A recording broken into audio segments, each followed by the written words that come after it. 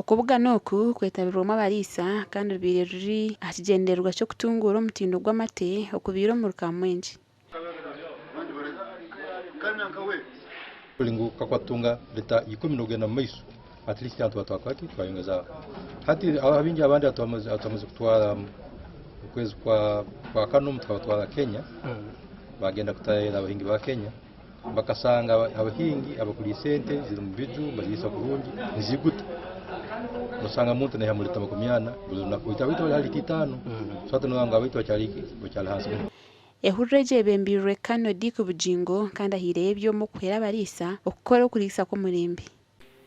Nawe mu Rukamwenje twaheza mu kwezi kumwe ebyo byo kureba bya engine byo kushara ebicori nari gukora sereji ibyo nabyo ni bya sereji konke bya make ebyo umuntu rwo n'intenki twareta kan zamate twareta ibyo mu byo gaburren ibyo kora he biriya bya gukora he ni beirazi twareta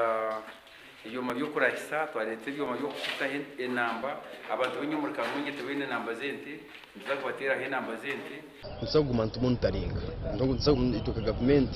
nenga nsagumanta zayo monitoringa tusicheckinga tureba baba bateremu sente ninga basiko stage ninga nugumanta bahabura so nukoga no tuino kumanta kora state monitoring burizoba ninga sport monitoring gumanta zayo mu mafama